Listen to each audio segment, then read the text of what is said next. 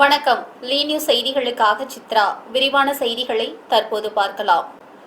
உலக தொழிலாளர் தினத்தை முன்னிட்டு கோவையில் நேற்று பிரம்மாண்டமான செஞ்சட்டை பேரணி நடைபெற்றது. உழைப்பாளர் திருநாளாம் மே தினத்தை முன்னிட்டு கோவை சித்தாபுதூர் பகுதியில் தொடங்கிய இந்த பேரணியில் சிபிஐஎம், சிஐடியு, ஏஐடியுசி உள்ளிட்ட பல்வேறு தொழிற்சங்கங்களைச் சேர்ந்த 1000க்கும் மேற்பட்ட தொழிலாளர்கள் கலந்து கொண்டனர். அனைவரும் சிவப்பு நிற உடை அணிந்து கைகளில் சங்க கொடிகளை ஏந்தி கோஷங்களை எழுப்பியவாறு லட்சுமி மில் பகுதி வரை ஊர்வலமாகவும் சென்றனர். இந்த பேரணியில் மத்திய அரசு கொண்டு வந்துள்ள 4 தொழிலாளர் சட்ட தொகுப்புகளை உடனடியாக ரத்து செய்ய வேண்டும் என்றும் வலியுறுத்தப்பட்டது. மேலும் 1886ஆம் ஆண்டு சிகாகோ நகரில் தொழிலாளர்கள் சுந்திய ரத்தத்தினால் பெறப்பட்ட 8 மணி நேர வேலை என்ற உரிமையை எக்காரணம் கொண்டும் சிதைக்கக்கூடாது என்ற முழக்கங்களும் அதில் எழுப்பப்பட்டன. நிகழ்வின் ஒரு பகுதியாக செய்தியாளர்களை சந்தித்த சிஐடியு மாநில பொதுச் செயலாளர் கண்ணன் அவர்கள் 8 மணி நேரத்திற்கு மேல் தொழிலாளர்களை வேலை வாங்குவது சட்ட விரோதமானது என்றும், மீறும் நிறுவனங்கள் மீது அரசு கடும் நடவடிக்கை எடுக்க வேண்டும் என்றும், செயற்கை நுண்ணறிவு போன்ற நவீன தொழில்நுட்பங்கள் வளர்ந்துள்ள சூழலில் உற்பத்தி வேகம் அதிகரித்துள்ளது. ஆனால் அதே வேளையில் தொழிலாளர்களின் வேலைப்பளுவும் அதிகரித்துள்ளது கவலைக்குரியது என்றும் அவர் தெரிவித்தார். 1886 மே மாதம் நடந்த அந்த போராட்டத்தை நினைவுகூரக்கூடிய வகையிலே இந்த மே தின நிகழ்வுகளை நாங்கள் கடைபிடிக்கிறோம். 140 ஆண்டுகள் முடிவுற்ற நிலையில் இப்போது இன்றைக்கும் பொருந்தக்கூடிய விஷயமாக தான் இந்த 8 மணி நேர வேலை என்பது இருக்கிறது. ஏஐ என்று சொல்லக்கூடிய ஆர்டிஃபிஷியல் இன்டெலிஜென்ஸ் போன்ற மிக உயர்ந்த நவீன தொழில்நுட்பங்கள் வளர்ந்துவிட்ட பின்னணியில் தொழிலாளர்கள் மீது வேலை பளு அதிகரித்திருக்கிறது. இந்த வேலை பளுவை குறைக்கக்கூடிய நடவடிக்கையை அரசுகள் எடுக்க வேண்டும். கோவை அரசு மருத்துவமனையில் மர்ம நபர் ஒருவர் அத்துமீறி நுழைந்து பூட்டை உடைக்க முயற்சி செய்த சம்பவம் அங்கிருந்த நோயாளிகள் மற்றும் பொதுமக்களிடையே பெரும் பரபரப்பை ஏற்படுத்தியது.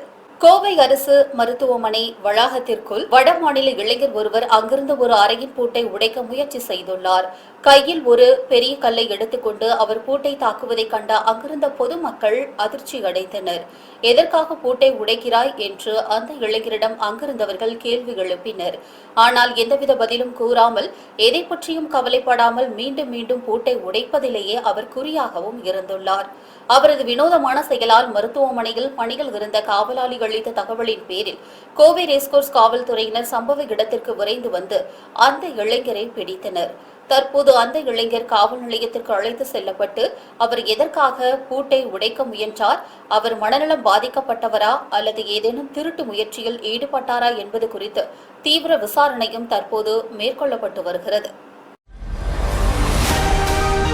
கோவை பெரியநாயக்கன் பாளையத்தை அடுத்த மேற்கு தொடர்ச்சி மலையில் அமைந்துள்ள பாலமலை ஸ்ரீ அரங்கநாதர் கோவிலில் சித்திரை தேர்விழா கோலாகலமாக நடைபெற்றது. கோவை மாவட்டத்தில் உள்ள புகழ்பெற்ற மலை கோவில்களில் ஒன்றான பாலமலை ஸ்ரீ அரங்கநாதர் திருக்கோவிலில் இந்த ஆண்டுக்கான சித்திரை தேர்விழா கடந்த ஏப்ரல் 24ஆம் தேதி கொடியேற்றத்துடன் கோலாகலமாக தொடங்கியது. விழாவின் தொடக்க நாட்களிலிருந்து பெருமாள் அன்ன வாகனம், அனுமந்த வாகனம் மற்றும் கருட வாகனங்களில் எழுந்தருளி பக்தர்களுக்கு அருள் பாலித்தார்.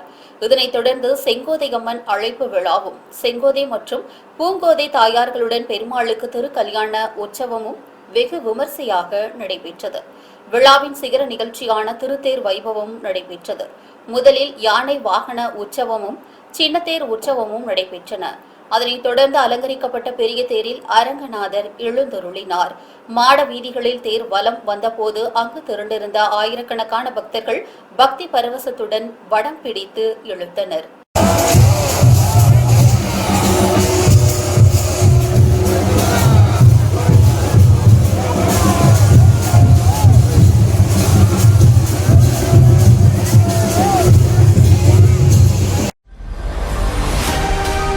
கோவை சரவணம்பட்டி பகுதியில் போதையில் தள்ளாடியபடி அமர்ந்திருந்த 18 வயது இளம்பெண்ணை ஆட்டோ ஓட்டுநர்கள் மீட்டு காவல்துறையினரிடம் ஒப்படைத்தனர்.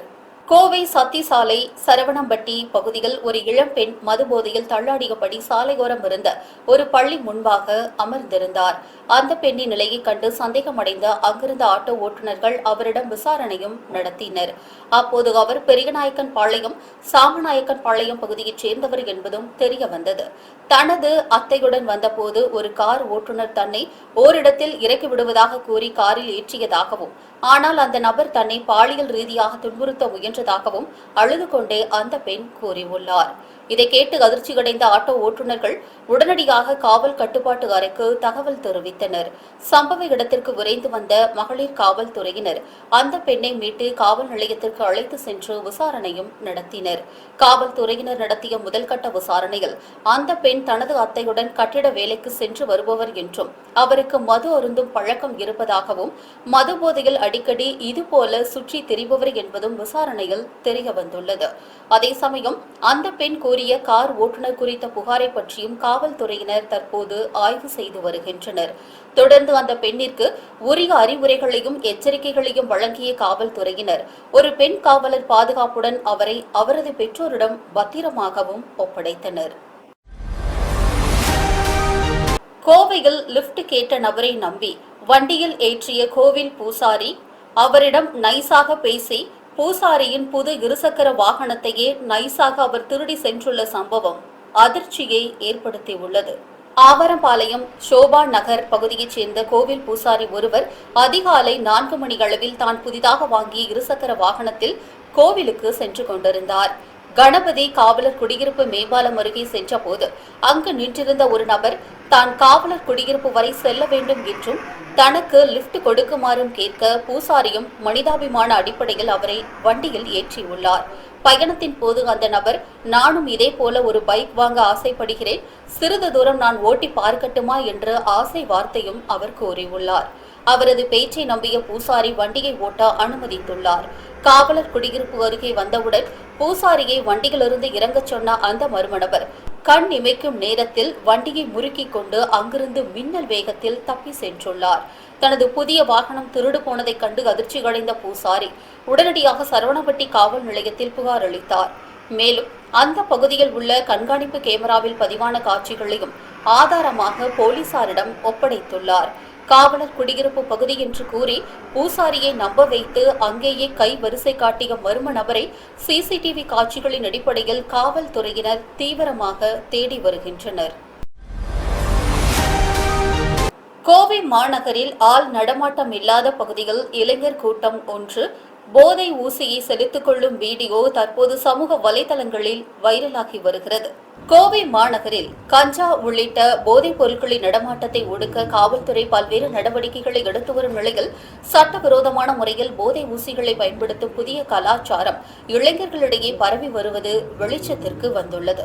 தற்போது பரவி வரும் காணொளிகள் இருட்டான பகுதியில் செல்போன் டார்ச் லைட் வெளிச்சத்தில் சில இளைஞர்கள் போதை ஊசி செலுத்திக் கொள்வது காண்போரை அதிர வைக்கிறது.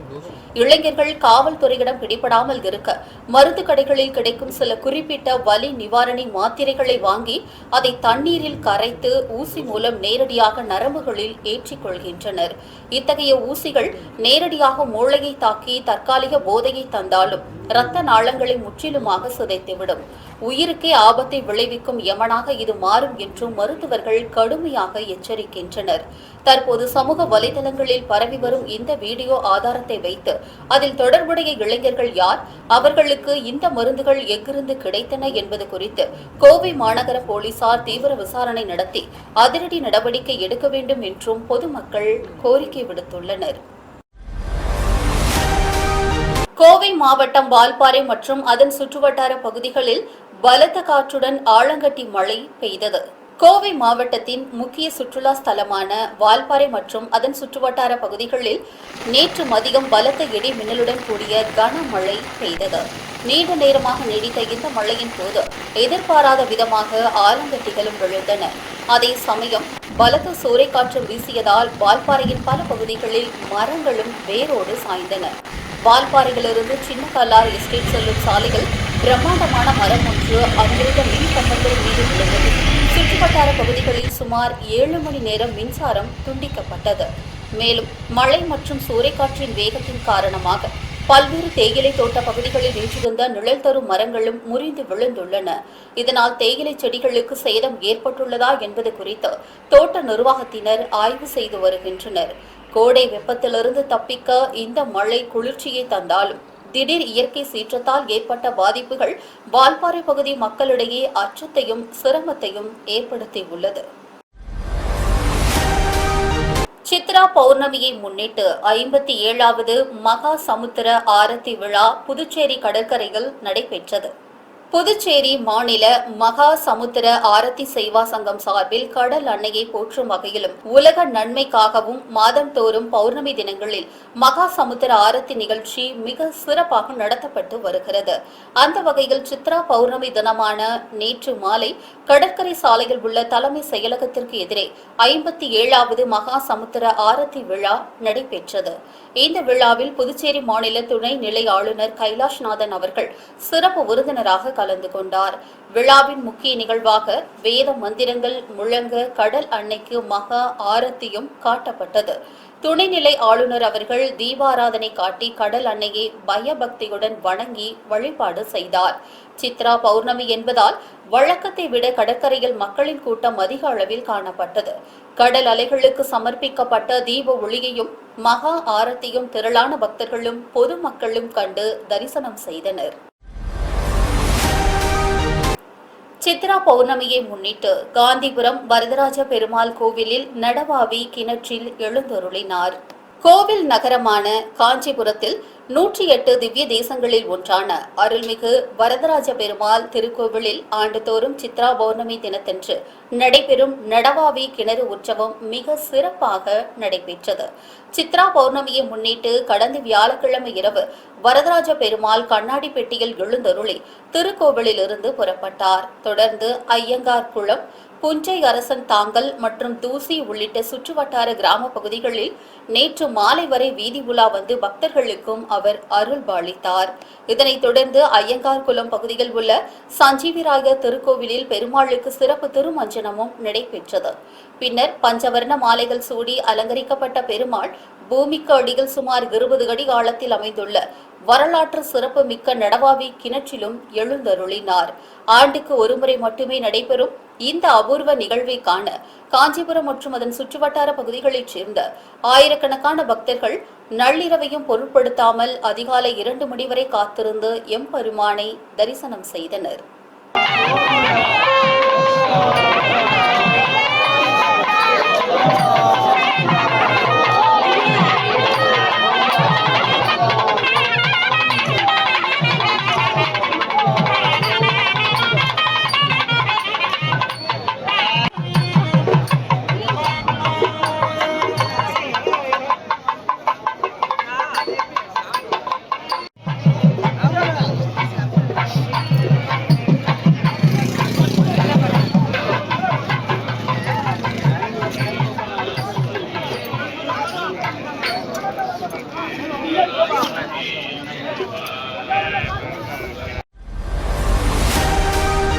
திருச்சியில் திமுக அலுவலகத்தில் முகவர்களுக்கான ஆலோசனை கூட்டம் நடைபெற்றது. சட்டமன்ற தேர்தல் எண்ணிக்கை மே 4ஆம் தேதி நடைபெற உள்ள நிலையில் வாக்கு எண்ணும் மையங்களில் முகவர்கள் எவ்வாறு விழிப்புடன் செயல்பட வேண்டும் என்பது குறித்த ஆலோசனை கூட்டம் பள்ளி கல்வித்துறை அமைச்சரும் தெற்கு தொகுதி வேட்பாளருமான அன்பில் மகேஷ் பொய்யாமொழி தலைமையில் திருச்சி தெற்கு மாவட்ட திமுக அலுவலகத்தில் நடைபெற்றது.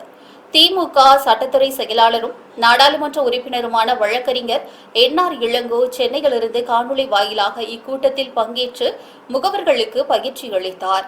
இந்த பயிற்சியில் வாக்குப்பதிவு இயந்திரத்தில் பதிவான வாக்குகளை உறுதிப்படுத்தும் படிவம் 17C முறையாக சரிபார்ப்பது, ஒவ்வொரு சுற்றின் முடிவிலும் தேர்தல் நடத்தும் அலுவலர் அறிவிக்கும் முடிவுகளை துல்லியமாக உறுதி செய்வது, சட்ட ரீதியிலான சந்தேகங்கள் அல்லது முறைகேடுகள் தெரிந்தால் உடனடியாக புகார் அளிக்கும் முறைகள் போன்றவை முகவர்களுக்கு பயிற்றுவிக்கப்பட்டது. இனி வரும் செய்திகளை விரைவு செய்திகளாக தற்போது பார்க்கலாம். திருச்சி மாவட்டம் தொட்டியம் மற்றும் அதன் சுற்றுவட்டார காவிரியாற்றி பகுதிகளில் நள்ளிரவில் நடைபெறும் மணல் திருட்டு அரசிற்கு தினசரி கோடிக்கணக்கான ரூபாய் வருவாய் இழப்பை ஏற்படுத்தி வருவதாக புகார் எழுந்துள்ளது. இதுகுறித்து தமிழ்நாடு மணல் லாரி உரிமையாளர்கள் கூட்டமைப்பின் தலைவர் செல்ல ராசாமணி மாவட்ட ஆட்சியருக்கு அனுப்பியுள்ள மனுவில், தமிழகத்தில் கடந்த 2 ஆண்டுகளாக அரசு மணல் குவாரிகள் செயல்படவில்லை.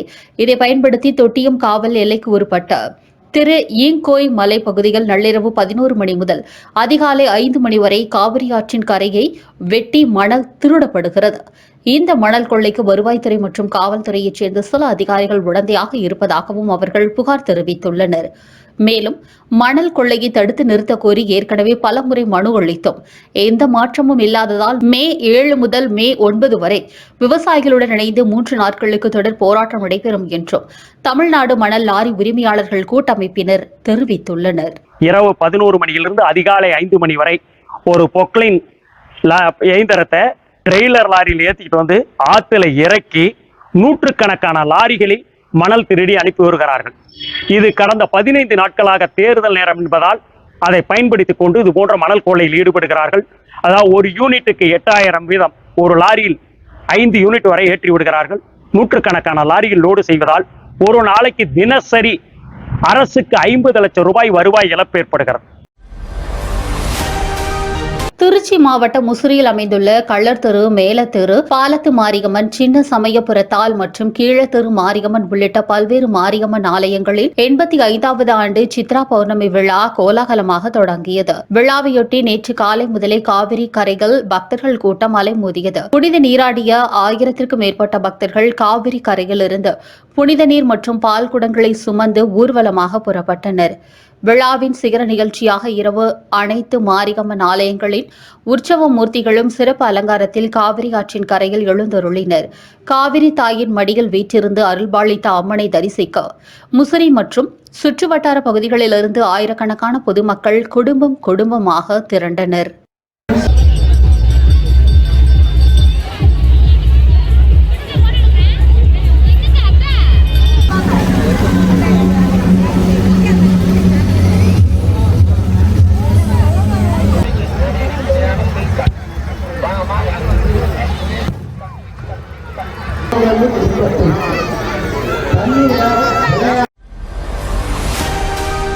தென்னிந்திய திருச்சபை கோவை திருமண்டலம் சார்பில் பள்ளி மற்றும் கல்லூரி மாணவர்களின் கல்வி மற்றும் வேலைவாய்ப்பு மேம்பாட்டிற்காக CSI எடு கனெக்ட் 2026 எனும் பிரம்மாண்ட நிகழ்ச்சி கோவை ரேஸ்கோர்ஸ் பகுதியில் உள்ள CSI ஆல் சோல் சர்ச் வளாகத்தில் நடைபெற்றது. நிகழ்ச்சியில் சிறப்பு விருந்தினராக பிரபல கல்வி சொற்பொழிவாளர் ஜெயபிரகாஷ் காந்தி கலந்து கொண்டார். அவர் கல்லூரி மாணவர்களுடன் நேரடியாக கலந்துரையாடி தற்போதைய நவீன உலகில் உள்ள வேலை வாய்ப்புகள், வளர்ந்து வரும் கல்வித்துறைகள் மற்றும் மாணவர்கள் தங்களை எவ்வாறு தகுதிப்படுத்திக் கொள்ள வேண்டும் என்பது குறித்து விரிவான ஆலோசனைகளையும் வழங்கினார்.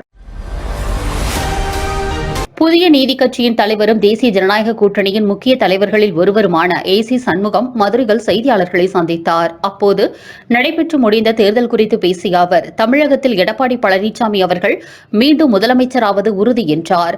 மதுரை மத்திய தொகுதியில் போட்டியிடும் இயக்குநர் சுந்தர் சி குறித்து பேசுகையில், மதுரை மாவட்டத்தில் உள்ள மற்ற 10 தொகுதிகளை காட்டிலும் மத்திய தொகுதியில் இயக்குநர் சுந்தர் சி அவர்கள் மிக அதிகமான வாக்கு வித்தியாசத்தில் மிகப்பெரிய வெற்றியை பெறுவார் என்றும் உறுதியாக கூறினார். தமிழக வெற்றிக் கழக தலைவர் விஜய் குறித்த கேள்விக்கு பதிலளித்த அவர், விஜய் எதிர்பார்த்ததை விட அதிகமான வாக்குகளை பெறுவதற்கு வாய்ப்புள்ளது. 1 அல்லது 2 தொகுதிகளில் அவர் வெற்றி பெறலாம் என்றும் குறிப்பிட்டார். எக்ஸிட் போல் யார் வேணுமானாலும் எப்படி வேணும்னாலும் அதை பண்ண முடியும். இன்னும் கேட்டா தொலைக்காட்சியிலே பாதி ஆளுங்கட்சிக்கு சாதகமா இருக்கு. மொத்தத்துல யாருமே கணக்கிட முடியாத அளவிற்கு இந்த தேர்தல் ஒரு விசித்திரமான தேர்தலாகவும் வித்தியாசமான ஒரு தேர்தலாகவும் அமைந்திருக்கிறது. ஆனால் வெல்லப்போவது அண்ணா திராவிட முன்னேற்ற கழக தலைமையிலே தான்.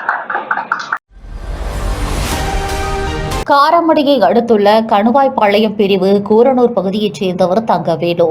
ஓய்வு பெற்ற போக்குவரத்து துறை நடத்துனரான இவருக்கு ஹரீஷ் என்ற மகன் இருந்தார். ஹரீஷ் நரசிம்மநாயக்கன் பாளையம் பகுதியில் உள்ள ஒரு தனியார் நிறுவனத்தில் ஒப்பந்த ஊழியராக பணியாற்றி வந்தார். நேற்று காலை ஹரீஷ் தனது காரில் கணுவாய்பாளையம் பிரிவு காட்டாஞ்சி மலைப்பாதை வழியாக வேலைக்கு சென்று கொண்டிருந்தார். ஒரு வளைவில் திரும்ப முயன்ற போது எதிர்பாரா விதமாக கார் கட்டுப்பாட்டை இழந்து சாலையோரம் இருந்த தண்ணீர் நிரம்பிய குட்டைக்குள் தலை குப்புற கவிழ்ந்தது. தகவல் அறிந்து சம்பவ இடத்திற்கு வந்த காவல்துறையினர் ஹரீஷின் உடலை கைப்பற்றி பிரேத பரிசோதனைக்காக மேட்டுப்பாளையம் அரசு மருத்துவமனைக்கு அனுப்பி வைத்தனர். இந்திய ரயில்வே வாரியம் அண்மையில் எடுத்துள்ள பணியாளர்கள் குறைப்பு நடவடிக்கைக்கு எதிராக நாடு முழுவதும் போராட்டங்கள் வெடிக்க தொடங்கியுள்ளன. அதன் ஒரு பகுதியாக கோவை ரயில் நிலையம் முன்பாக எழுச்சிமிகு கண்டன ஆர்ப்பாட்டம் நடைபெற்றது. ரயில்வே துறையில் தற்போது உள்ள 14.8 லட்சம் பணியிடங்களில் இந்த ஆண்டில் மட்டும் 2% பணியிடங்களை குறைக்க ரயில்வே வாரியம் முடிவெடுத்துள்ளது. இதனால் சுமார் 30,000 பணியிடங்கள் ரத்தாகும் சூழல் உருவாகியுள்ளது. இந்நிலையில் கோவை ரயில் நிலையம் முன்பு நடைபெற்ற இந்த ஆர்ப்பாட்டத்தில் இந்திய ஜனநாயக வாலிபர் சங்கத்தின் மாவட்ட செயலாளர் தினேஷ் ராஜா தலைமையில் 50க்கும் மேற்பட்டோர் கலந்து கொண்டனர். அவர்கள் மத்திய அரசிற்கு எதிராக கண்டன முழக்கங்களை எழுப்பியதுடன் கோரிக்கைகள் அடங்கிய பதாகைகளையும் ஏந்தியிருந்தனர்.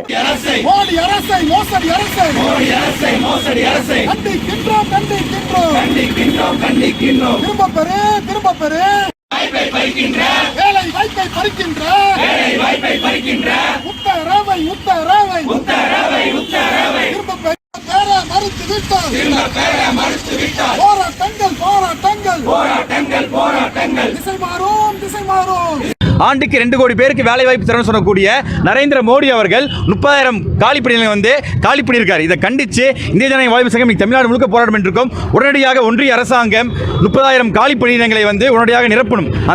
அந்த உத்தரவு ரத்து செஞ்சு காலியாக உள்ள அனைத்து இடங்களையும் நிரப்பணும். ரெண்டாவது பொதுத்துறையை பாதுகாக்கக்கூடிய நடவடிக்கை ஒன்றிய அரசு மேற்கொள்ளணும். ரயில்வேயை ஒருபோதும் தனியாருக்கு விடக்கூடாதுன்னு சொல்லி கோரிக்கையை முன்னிட்டு இன்னைக்கு போராட்டம் பண்ணிருக்கோம். உடனடியாக ஒன்றிய அரசு அந்த 30,000 காலி பணிகள் நீக்கிற உத்தரவு ரத்து பண்ணாட்டி தமிழ்நாடு முழுக்க டிஒய்எஃப் போராட்டம் நடக்கும்.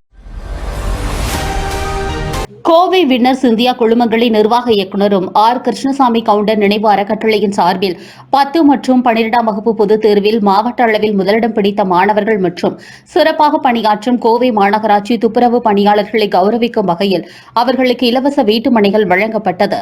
நிகழ்ச்சியில் பேசிய வின்னர்ஸ் இந்தியா குழுமங்களின் நிர்வாக இயக்குநரும் ஆர். கிருஷ்ணசாமி கவுண்டர் நினைவு அறக்கட்டளையின் நிர்வாக அறங்காவலருமான திரு சி. கே. கண்ணன் அவர்கள் தனது தந்தையின் நினைவு அறக்கட்டளை மற்றும் ரியல் எஸ்டேட் நிறுவனம் சார்பில் பல்வேறு தரப்பினருக்கும் இலவச வீட்டு மனைகளை வழங்கியுள்ளதாக தெரிவித்தார். தொழில் வெற்றியுடன் சமூகத்தின் அடித்தட்டு மக்களின் முன்னேற்றத்தையும் கருத்தில் கொண்டு செயல்படுவதே தங்கள் நிறுவனத்தின் நோக்கம் என்றும் அவர் தெரிவித்தார். நம்ம ஒரு 10-15 ஆண்டுகளாக 10th +2 ஃபர்ஸ்ட் மார்க் எடுக்கிற குழந்தைகளுக்கு நம்ம ஒரு லேஅவுட் ஃப்ரீயாக கொடுத்துட்டு இருந்தோம். அந்த லேஅவுட்டோடைய பத்திரத்தை இன்றைக்கி அவங்களுக்கு உரிமையாளர்கிட்ட கொடுக்குறோம். அதே மாதிரி பழங்குடியின மக்களுக்கு குழந்தைகளுக்கு படிப்புக்காக நோட்டு புக்கு இந்த ஸ்கூல் பேக்கெல்லாம் இந்த வருஷம் கொடுக்குறோம். சில நாட்களுக்கு முன்பு பழனியில் மக்கள் நடமாட்டம் மிகுந்த பகுதியில் சந்திரசேகர் என்பவர் 5 பேர் கொண்ட கும்பலால் கொடூரமான முறையில் வெட்டி படுகொலை செய்யப்பட்டார். இந்த சம்பவம் மாவட்டத்தையே உலுக்கிய நிலையில் சேகரின் நண்பர்கள் இதற்கு பழிக்கு பழி வாங்க தீவிரமாக திட்டமிட்டு வந்தனர். பழனி அருகே உள்ள ரூக்குவார்பட்டி பகுதியில் ஒரு கும்பல் பயங்கர ஆயுதங்களுடன் மறைந்திருப்பதாக பழனி காவல்துறை கண்காணிப்பாளர் தனஞ்சயன் அவர்களுக்கு ரகசிய தகவல் கிடைத்தது. இதனையடுத்து அவரது உத்தரவின் பேரில் சத்திரப்பட்டி காவல் ஆய்வாளர் ஆறுமுகம் நயினார் மற்றும் ஆயக்குடி சார்பு ஆய்வாளர் முரளி தலைமையிலான தனிப்படை அங்கு பதுங்கியிருந்த கும்பலை சினிமா பாணியில் கைது செய்தனர். அவர்களிடமிருந்து ஏராளமான கொடூர ஆயுதங்கள், இருசக்கர வாகனங்கள் மற்றும் ஒரு ஆட்டோ பறிமுதல் செய்யப்பட்டன. இவர்கள் அனைவரும் நீதிமன்ற உத்தரவின்படி சிறையில் அடைக்கப்பட்டனர். இத்துடன் இந்த செய்தி தொகுப்பு நிறைவடைந்தது. உலகில் நடக்கும் செய்திகளை உடனுக்குடன் தெரிந்து கொள்ள www.lenews.in என்ற இணையத்திலும் லீ மேக்ஸ் என்ற OTT தளத்திலும் கண்டு களியுங்கள். யூடியூப், ஃபேஸ்புக், இன்ஸ்டாகிராம் போன்ற சமூக வலைதளங்களிலும் தொடர்ந்து இணைந்திருங்கள். நன்றி, வணக்கம்.